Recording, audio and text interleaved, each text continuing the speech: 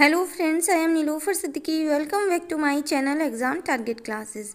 तो कैसे हैं आप सभी? आई होप आप सभी बहुत अच्छे होंगे और सबकी प्रिपरेशन बहुत अच्छी हो गई होगी। सीटेट का एग्ज़ाम 16 दिसंबर से एंड 31 दिसंबर तक होने वाला है, तो सभी की प्रिपरेशन अब तक हो गई होगी। तो कुछ इम्पोर्टेंट्स पॉइंट्स में इस क्लास में डिस्कस करूँगी जो सीटेट एग्ज़ाम में बहुत ज़्यादा हेल्पफुल होने वाले हैं। तो प्लीज़ लास्ट तक बने रहना, और जिसने चैनल को सब्सक्राइब नहीं करा है तो प्लीज़ चैनल को सब्सक्राइब करके बेल आइकन प्रेस कर लीजिए ताकि आने वाले नोटिफिकेशन आपको आसानी से मिलते रहें, और सारे दोस्तों में इसे शेयर कर दीजिए। तो फिर डिस्कस करते हैं अब अपने पॉइंट्स को। पहला है हमारा इसमें सीटेट की तैयारी हेतु महत्वपूर्ण तथ्य। फिर है इसमें अगर सीटेट के पेपर में अच्छे अंक लाना हो तो नीचे दिए गए सभी बिंदुओं को अच्छे से समझें। अब जो मैं पॉइंट्स आपको बताऊंगी उसे आप नोट कर लीजिए अपने माइंड में, और उसी को ध्यान में रखकर अपना सीटेट का एग्ज़ाम देना है। पहला है, सबसे पहले तो ये गांठ बांध लो कि बालक कभी गलत नहीं हो सकता। हमें एग्ज़ाम में बालक को कभी गलत नहीं मानना है। शिक्षा व्यवस्था ही गलत है, यह आपका पढ़ाने का तरीका। खुद को गलत मान लो लेकिन बच्चे को हमें गलत नहीं मानना है। अब डिस्कस करते हैं नेक्स्ट पॉइंट।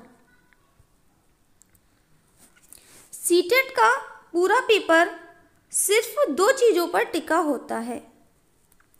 पहला है सकारात्मक एवं नकारात्मक, नेगेटिव एंड पॉजिटिव वर्ड जो होते हैं तो उनको ध्यान में रखकर ही अपना पेपर आपको सॉल्व करना है। तो पहला है, अब हम सबसे पहले जानेंगे कि नकारात्मक तथ्य कौन कौन से हो सकते हैं।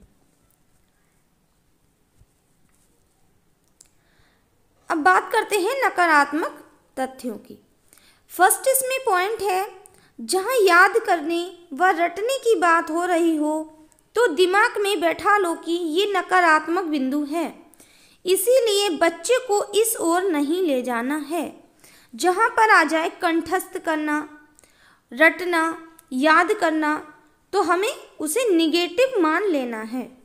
नेक्स्ट है, अगर किसी विकल्प में शिक्षार्थी के लिए दंड का समर्थन किया जा रहा है तो आपको ऐसे विकल्प का समर्थन नहीं करना है। एंड थर्ड पॉइंट है, जहां अलगाव या विद्यार्थी की योग्यता के आधार पर उनके ग्रुप बनाने की बात हो रही हो तो आपको ये नहीं करना है, वाला ऑप्शन आपको चॉइस नहीं करना है। नेक्स्ट पॉइंट है पॉइंट नंबर 4, जहां लड़के व लड़कियों में भेदभाव या लड़कों को लड़कियों से उच्चतम बताया जा रहा हो या लड़कियों का लड़कों से, तो आपको ऐसे विकल्प को साथ नहीं जाना है। लड़की व लड़का दोनों समान हैं एक शिक्षक की नज़र में। नेक्स्ट पॉइंट है पॉइंट नंबर 5, जिस विकल्प में सिलेबस को पूरा करवाने या किताबी ज्ञान पर बल दिया जा रहा हो तो मान लो कि ये संकीर्ण विचारधारा है और आपको इसका सपोर्ट नहीं करना है। नेक्स्ट पॉइंट है पॉइंट नंबर 6, जिस विकल्प में विद्यार्थियों से अनुशासन स्थापना की बात हो रही हो उस विकल्प के साथ नहीं जाना है। ये पॉइंट आप फॉलो करिए और अपने माइंड में बिठा लीजिए और इसी को ध्यान में रखकर अपना सीटेट का एग्ज़ाम देने जाना। जिसकी अभी भी कोई ज़्यादा अच्छी प्रिपरेशन नहीं है तो वो प्लीज़ अपने फ़ोन से या अपने लैपटॉप से, आपकी जो एग्ज़ाम है वो ऑनलाइन मोड पर होने वाला है तो आप अच्छे से उसकी प्रैक्टिस करिए। अब बुकों का टाइम नहीं है जो हम बुक खोल के अपना पूरा पढ़ें। अब टाइम जो है वो हमारा है, अब एग्ज़ाम मोड ओपन कर लीजिए, बस प्रैक्टिस करिए, जहाँ से भी मिल जाए क्वेश्चन वहाँ से प्रैक्टिस करिए। नेक्स्ट पॉइंट है पॉइंट नंबर 6, जिस विकल्प में विद्यार्थी से अनुशासन स्थापना की बात हो रही हो उस विकल्प के साथ नहीं जाना है। नेक्स्ट पॉइंट है पॉइंट नंबर 7, जिस विकल्प में व्याख्यान विधि की बात हो रही हो या विद्यार्थियों को केवल श्रोता बनाने का समर्थन हो तो उस विकल्प के साथ आपको नहीं जाना है। नेक्स्ट पॉइंट है पॉइंट नंबर 8, जिस विकल्प में विद्यार्थियों को किसी चीज़ के लिए दोषी ठहराया गया हो तो आपको ऐसे विकल्प की ओर नहीं जाना है। समझ जाओ कि ये नेगेटिव बिंदु है। नेक्स्ट है पॉइंट नंबर 9, जिस विकल्प में अंक या ग्रेड देने या केवल परीक्षा पास करने की बात कही जा रही हो तो आपको उसके साथ सहमत नहीं होना है, मतलब ये कि ये नकारात्मक विकल्प है। नेक्स्ट पॉइंट है पॉइंट नंबर 10, यदि किसी विकल्प में बालक को अनुत्तीर्ण करने की बात हो रही हो या उसी कक्षा में रोकने की बात हो रही हो तो समझ जाना कि ये गलत है। बालक कभी फेल नहीं हो सकता, शिक्षा पद्धति ही दोषी है। अब बात करते हैं सकारात्मक तथ्यों की। सकारात्मक पॉजिटिव पॉइंट। फर्स्ट पॉइंट है इसमें, जहां विद्यार्थी को अधिकाधिक अवसर दिए जा रहे हों, जहां अवसर की बात आ रही हो वहां क्या है, वो पॉजिटिव पॉइंट है। जहां बहुभाषिकता पर बल दिया जा रहा हो। थर्ड पॉइंट है, करके सीखने को प्रोत्साहित किया जा रहा हो, learning by doing. Next point है पॉइंट नंबर 4, जहां विद्यार्थियों को कोई कार्य करने हेतु स्वतंत्रता दी जा रही हो, उसे फुल आज़ादी दी जा रही हो, तो वह क्या है, पॉजिटिव पॉइंट के अंतर्गत आता है। अब नेक्स्ट पॉइंट है पॉइंट नंबर 5, जहां सभी विद्यार्थियों के समावेशन की बात की जा रही हो। नेक्स्ट है, जहां कक्षीय जीवन को वास्तविक जीवन से जोड़ा जा रहा हो।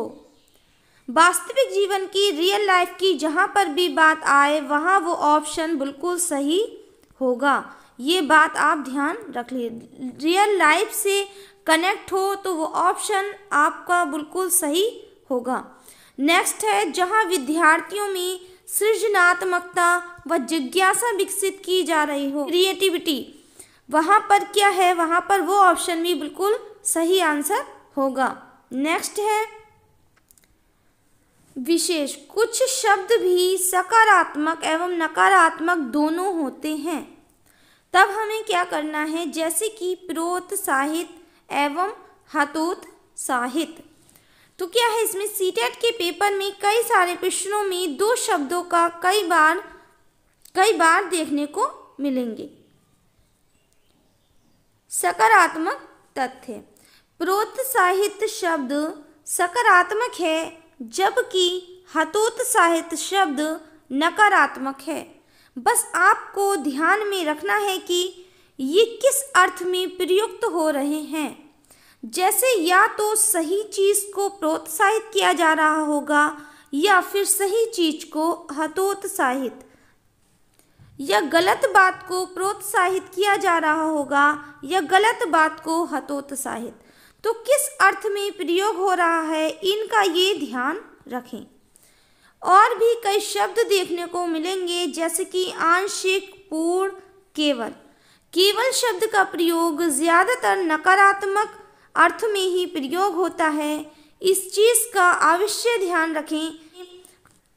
फिर भी किस परिस्थिति में प्रयोग हो रहा है, ये ध्यान अवश्य रखें।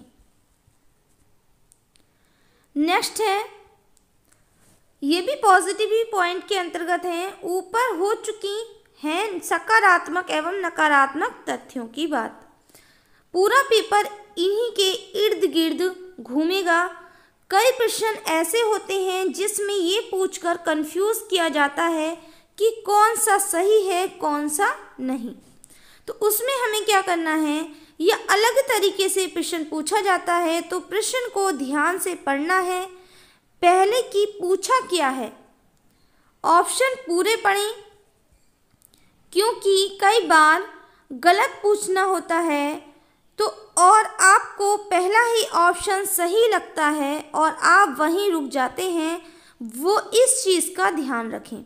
जैसे कि हमने फॉर एग्जांपल हमने पेपर का पहला क्वेश्चन पढ़ा तो उसमें हमें दिख गया कि प्रोत्साहित, तो हम और ऑप्शन नहीं पढ़ेंगे और उस पर डायरेक्ट टिक कर देंगे, लेकिन उसकी पूरे क्वेश्चंस को नहीं पढ़ेंगे। तो ऐसा इसमें नहीं करना है, इसमें हमें 4 ऑप्शन को लेके चलना है। उसके बाद सही सब होते हैं, 2 में बहुत ज़्यादा कन्फ्यूज़न होता है, तो हमें ये देखना है कि मोस्ट अप्रोप्रिएट आंसर कौन सा है, इसी पर ही हमें टिक करना है। अब बात करते हैं सकारात्मक तथ्य। सीटेट में प्रैक्टिस ही काम आती है, साथ ही आपकी सकारात्मक सोच एवं आपका कॉमन सेंस। तो इसमें क्या है, मैंने शुरू में ही आपसे कहा है कि प्रैक्टिस करो।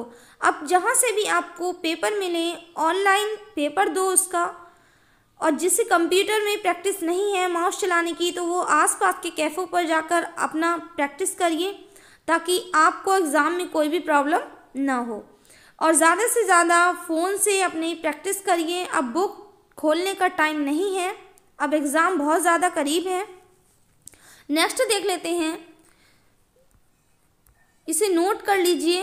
ऊपर लिखी बातों का अवश्य ध्यान रखें, क्योंकि अधिकतर पेपर इन्हीं बिंदुओं के आसपास रहेगा।